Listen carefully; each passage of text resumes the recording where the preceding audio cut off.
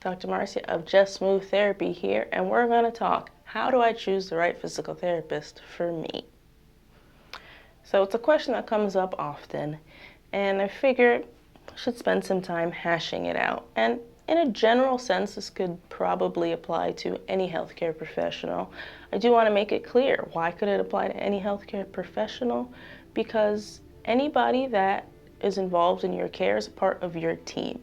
You allow them on your team to help you feel better.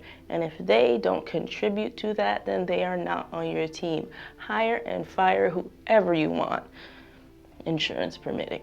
Anyways, so step one, make sure that somebody is licensed.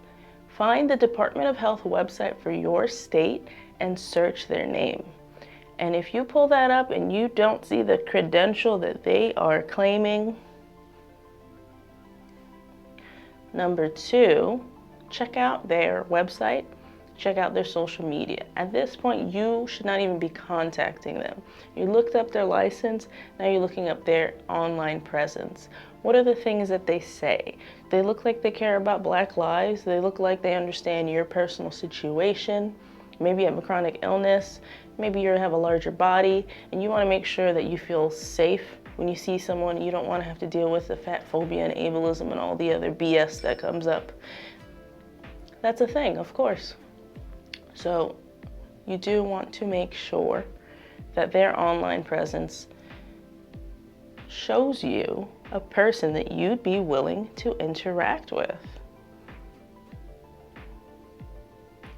Number three, now you reach out to them and ask them, especially COVID times, what are your cleanliness policies? How are things going? How many people are in your office at a time? What can I expect for the first visit? How does the price structure work? What do I need to bring? What do I need to be wearing? How do you approach things in terms of how often I should come and what I can do at home? And if you like those answers, all right, now we made it to the first visit. This is the part where, unfortunately, you might waste your time. I'm gonna be honest with you. You might have checked their license and it looked good. You checked their social media and it looked okay. You talk to them and they're okay, seems like a normal, regular person. And then you go and either you can tell that they're not gonna be able to help you, or maybe they let a few comments slip and you're like, that doesn't vibe with me. Whatever it is, you have the first visit, and that's like not only them seeing you to fix or help you really fix your problems, it's also like an interview both ways. Are they a good fit for you? Are you a good fit for them? So whatever happens, it doesn't even have to be a negative experience. You could just feel like maybe they don't know what they're talking about. Whatever it is, you might have wasted your time, and that's okay. You'll start that process over with someone else. But maybe you didn't waste your time, and it's great, and they listen to you, and they take the time to ask you what your goals are, and they take the time to ask you bigger questions. Are you sleeping? Are you drinking water? What are you doing throughout the day? What are your responsibilities? Who do you have to take care of? What's your day like on a Monday versus a Friday? And they're digging deep, and they're listening to you, and they're really addressing your concerns and investigating and figuring things out. That's how you find yourself a good physical therapist.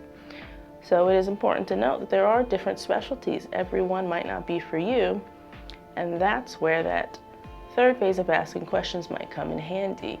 Maybe you really need someone to help you with a urination problem. You accidentally pee your pants while you're exercising and running and jumping rope. And not every physical therapist is equipped for pelvic health. That's something we all have a general knowledge, but most of us take extra training and education for specialties like pelvic health. So you might also want to have that narrow focus if you have something specific in mind. Not to say that the person has to be able to move like you. You know, if you're an athlete, you don't have to see an athletic physical therapist. That's ableism. As long as they understand and have the knowledge to treat what you need to be treated, you'll be okay. So those are the general steps that I like to tell people. And Throughout the course of you being with a physical therapist, do not be afraid to ask questions, and do not be afraid to ask people to break things down and use different words, because some people think bigger words means I sound smarter and cooler. But honestly, the mark of intelligence is being able to use different words to explain the same concept, to make sure that somebody else understands what you're trying to say. So if you have that problem, do not feel stupid or guilty or dumb or anything about it. Make sure that when you leave visits or phone calls or emails or video sessions, you know what the hell they're talking about. So, hope that helps. Make sure that you hit that subscribe button and the bell icon. You'll get a little notification when I drop a new video. And feel free to drop any questions or comments about how to choose a physical therapist. A good time you've had, a bad time you've had, whatever. I love to talk. All right, later guys.